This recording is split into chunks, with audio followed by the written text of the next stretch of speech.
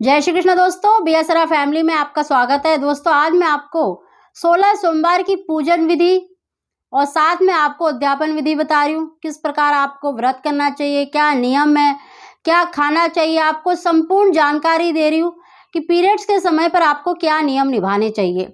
दोस्तों उससे पहले अगर आपने मेरा चैनल सब्सक्राइब नहीं किया तो प्लीज़ सब्सक्राइब कर ले, ताकि आपको ऐसी ही पूजा पाठ संबंधी उपाय जो मैं डालती रहती हूँ सबसे पहले आप तक पहुँच सके।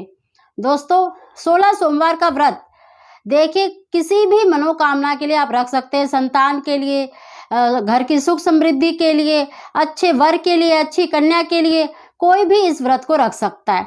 और कब से रखना चाहिए, देखिए आप शुक्ल पक्ष के किसी भी महीने से प्रारंभ कर सकते हैं। खाली पूस और अधिक मास को छोड़कर आप किसी भी महीने से प्रारंभ कर सकते हैं। चैत, बैसाख, माघ हो गया, मार्गशीर्ष हो गया, श्रावण हो गया, कार्तिक हो गया, तो इन महीने से अगर आप प्रारंभ करते हैं तो बहुत ही अच्छा और माना जाता है। तो दोस्तों ऐसे आप व्रत प्रारंभ कर रहे हैं शुक्ल पक्ष से, चांदनी रातों से। और दोस्तों 16 सोमवार में देखिए कोई खास नियम नहीं होते। ये व्रत में सबका एक जैसा ही नियम होता है। देखिए ब्रह्मचार्य का पालन करना होता है और इस व्रत में नमक का सेवन नहीं किया जाता, मीठा भोजन किया जाता है एक समय पर।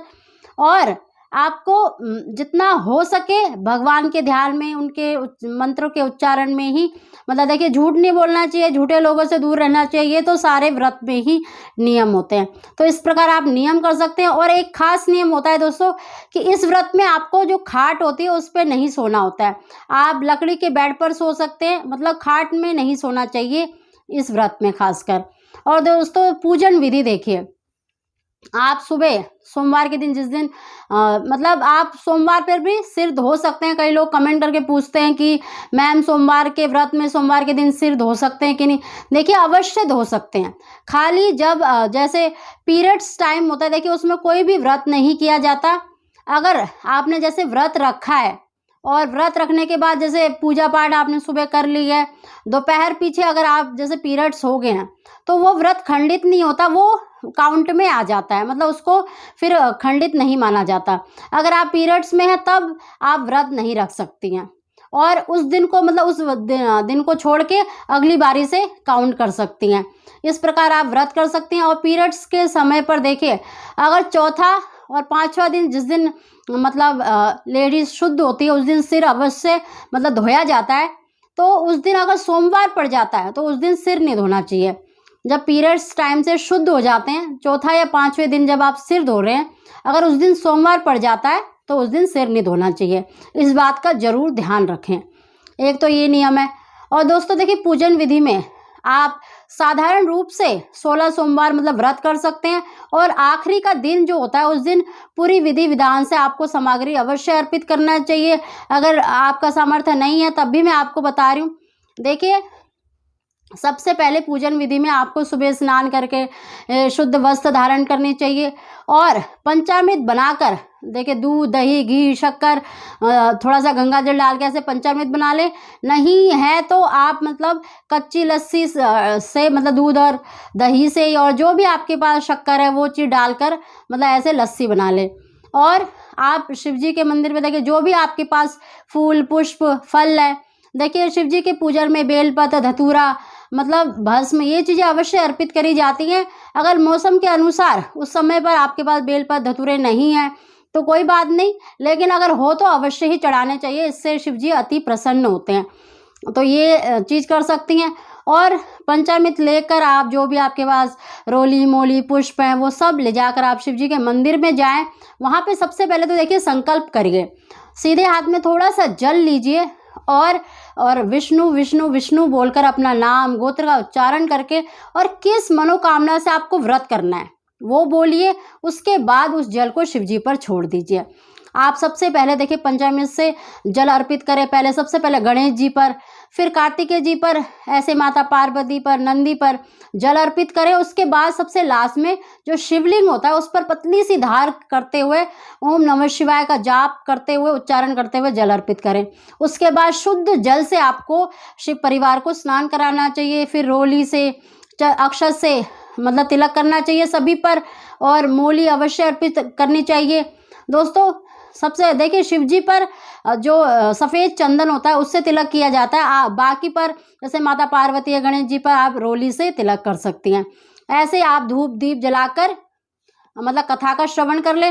दोस्तों अगर आप कथा सुनना चाहें तो आपको डिस्क्रिप्शन में लिंक मिल जाएगा, क्योंकि हमने 16 सोमवार की व्रत कथा भी डाली हुई है अपनी वीडियो में।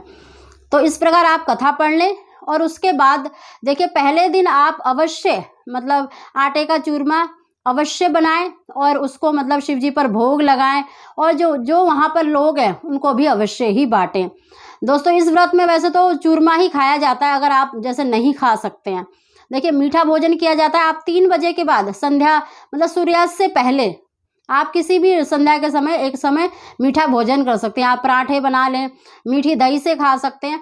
तो इस प्रकार, और जब भी आप मतलब भोजन कर रही हैं, अगर आपने वो देखिए जो प्रसाद है चूरमा अगर आपने रखा है तो सबसे पहले उसको खाएं, उसके बाद आप मतलब अपने पराठे वगैरह जो भी आपने बनाया वो खा सकती हैं। दोस्तों इस प्रकार, और पूरा दिन शिव जी के ध्यान में अपना मतलब मन लगाएं, उनका ध्यान करें। इस तरह से आप अपना पूरा समय बिता सकती हैं। दोस्तों अगर आप कर सकें तो देखिए जिस दिन आपने व्रत रखा है उस दिन तो जब भी आपके घर में रोटी बन रही है तो पहली रोटी अवश्य ही आप गौ माता को खिलाएं। इस तरह से अगर आप करते हैं तो आपकी जो मनोकामना है वो बहुत ही शीघ्र पूरी होती है। इस तरह से आप व्रत कर लें। और दोस्तों संध्या के समय हो सके तो आप अगर मंदिर जा सकते हैं, अगर आपके घर में भी मतलब मंदिर है, शिव जी की फोटो है, तो उनके आगे दीपक अवश्य ही जलाएं। मतलब सुबह शाम दीपक तो अवश्य ही जलाना चाहिए जब आपने व्रत रखा है तो। इस प्रकार आप पूजा कर सकती है। देखिए 17वें सोमवार पर उद्यापन किया जाता है। दोस्तों 17वें सोमवार पर जिस प्रकार आपने सुबह पूजा करी है उसी तरह से आपको पूजा करनी है। पूजा करने के बाद आपको मतलब आपने देखिए इसमें जो पूजन सामग्री होती है वो मैं आपको एक बार पढ़ के बता देती हूँ और आपको डिस्क्रिप्शन पे ही मतलब लिखी हुई मिल जाएगी। देखिए रोली, मूली, अक्षत, चंदन, ये तो आप मतलब एक एक ही ले सकते हैं। जो पुष्प माला होती है, फूलों की माला, वो 5 अवश्य लें शिव परिवार के लिए एक एक। और बाकी जो संख्या होती है उनकी संख्या आपको 16-16 रखनी होती है। जैसे लौंग, इलायची, सुपारी, जनेऊ, इनकी जो संख्या होती है, पान के पत्ते आपको 16-16 ही रखने होते हैं। दोस्तों एक बार ही पढ़ देती हूँ। फूल माला 5, सुपारी, लौंग, इलायची, पान के पत्ते ये 16, कपूर, धूप दीप तो ये आप ले ही सकते हैं। और शिव जी पर देखिए लास्ट के दिन कपड़ा अवश्य मतलब उनको उड़ाना चाहिए, वस्त्र, तो एक अंगोछा ले लें। और माता रानी को चढ़ाने के लिए आप एक छोटी सी चुन्नी ले सकती हैं। अगर सामर्थ्य हो तो आप साड़ी भी ले सकती हैं। और माता का श्रृंगार भी अवश्य लें। और दोस्तों देखिए प्रसाद एक इत्र भी अवश्य ही चढ़ाएं। और जो भस्म है, धतूरा है, बेलपत्र, ये तो आप मतलब शिव जी के पूजन में अगर हो सके तो हर बारी ही चढ़ाएं। दोस्तों जो प्रसाद की जो संख्या होती है उस दिन भी अगर आप घर में ही बना सकते हैं। देखिए चूरमा बना के उनकी 16 पिंडियाँ बना सकती हैं, मतलब लड्डू टाइप के, और उनका मतलब भोग लगाएं। और जो भी वहाँ पर लोग हैं उनको अवश्य ही बांटें और खुद भी ग्रहण करें। नहीं तो आप अगर जैसे घर में नहीं बना सकते तो आप सफ़ेद जो मिठाई होती है बाज़ार से भी ले सकते हैं, उनके 16 पीस ले सकते हैं। इस तरह से आप भोग लगाकर सबको मतलब अवश्य बांटें। दोस्तों लास्ट में आपको थोड़ा सा जल ना हाथ में लेकर, क्योंकि आपका संकल्प पूरा हो गया, आपने पूरे उद्यापन मतलब कर रहे हैं, तो लास्ट में पूजा करने के बाद देखिए लास्ट में आप थोड़ा सा जल लेकर अपने हाथ में, जिस मनोकामना से आपने व्रत रखा था वो संपूर्ण हो गया, प्रभु आप मेरी मनोकामना अवश्य पूरी करें, या मतलब पूरी जिससे आपने संकल्प करा था वो पूर्ण हो गया बोलकर वो जल आप शिव जी पर छोड़ दें। दोस्तों कोई भी व्रत करते हैं आखिर में आपको क्षमा याचना अवश्य ही करनी चाहिए कि हे प्रभु हम पाठ पूजा जाप मंत्र कुछ नहीं जानते, अगर हमसे कोई गलती हो तो हमें क्षमा अवश्य करें। मतलब ऐसे क्षमा याचना अवश्य मांगनी चाहिए, चाहे आपने कोई भी व्रत कराओ। तो इस प्रकार आपका व्रत पूर्ण होता है। और दोस्तों कई लोगों का कमेंट ये होता है कि हमारे पंडित जी ने इतना सारा सामान लिख दिया पर हम ये मतलब हमारा सामर्थ्य नहीं है कि हम इतना चढ़ा सके। देखिए भगवान शंकर बहुत भोले हैं और उन्होंने खुद स्वयं कहा है कि जो भी भक्तजन श्रद्धा भाव से मुझ पर अगर 1 लोटा जल भी अर्पित करता है, फूल अर्पित करता है, तो मैं उसी से संतुष्ट हो जाता हूँ। तो दोस्तों जो 16 सोमवार है उसमें कोई खास नियम नहीं है, कोई खास विधि नहीं है। बस उद्यापन के दिन आपको जो प्रसाद है उसकी जो संख्या होती है वो 16 अवश्य रखनी होती है। बाकी आप जो पूजा का सामान है उसे कम कर सकते हैं, उसमें कोई मतलब वो नहीं है। लेकिन जो प्रसाद होता है उसकी संख्या हमेशा 16 रखनी चाहिए। बाकी आप पूजा का लौंग, इलायची, बेलपत्र, जनेऊ अगर ये मतलब नहीं है तो आप एक जनेऊ ले सकती हैं। मतलब पान के पत्ते भी कम कर सकते हैं, लौंग इलायची भी आप मतलब कम ले सकती हैं। लेकिन जो प्रसाद की संख्या है उसे हमेशा 16 ही रखा जाता है। इस प्रकार दोस्तों आप उद्यापन कर सकते हैं। और साथ में दोस्तों उस दिन भी आप अवश्य गौ माता को, उस दिन भी जब रोटी बनती है तो पहली रोटी तो आप अवश्य मतलब गौ माता को अवश्य ही खिलाएं। इस प्रकार दोस्तों अगर आप पाठ पूजा करते हैं, उद्यापन करते हैं तो निश्चित ही आपकी मनोकामना अवश्य ही पूरी होगी। दोस्तों अगर आपको हमारी वीडियो पसंद आई है तो प्लीज़ इसको लाइक और शेयर अवश्य करें। अगर कुछ पूछना चाहते हो तो कमेंट करके भी पूछ सकते हैं, और व्रत कथा सुनना चाहते हो तो डिस्क्रिप्शन में आपको लिंक मिल जाएगा। आप सभी को जय श्री कृष्णा।